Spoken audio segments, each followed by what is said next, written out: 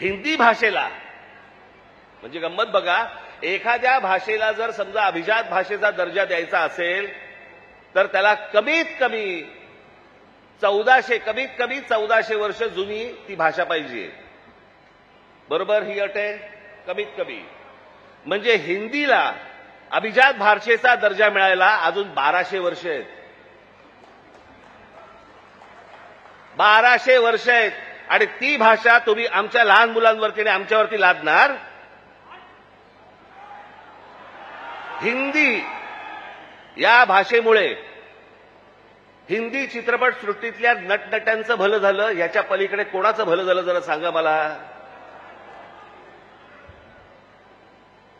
नाही, साधी गोष्ट आपण पकडूया की उत्तर प्रदेश, बिहार, मध्य प्रदेश, राजस्थान इथे हिंदी बोलली जाते. मग हे लोक उठतात आणि महाराष्ट्रामध्ये नोकरीसाठी काय येतात? जर हिंदी भाषेमुळे जर तुमचंच भलं झालं नसेल आणि तुमचीच राज्य मोठी झाली नसतील आणि तुम्हाला जर दुसऱ्या प्रदेशामध्ये जाऊन जर समजा तिकडे येऊन नोकऱ्या कराव्या लागत असतील, नोकऱ्या मागाव्या लागत असतील, गुजरात सारख्या राज्यामध्ये जाऊन तिकडे जर समजा तुम्हाला मार खावा लागत असेल, हिंदीने काय भलं केलं तुमचं?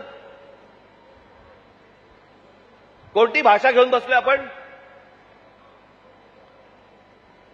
आणि त्या भाषेसाठी म्हणून महाराष्ट्राचा मुख्यमंत्री पेटलाय.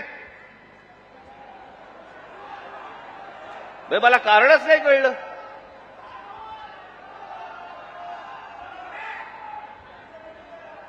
मी तुम्हाला साधी गोष्ट सांगतो, हिंदी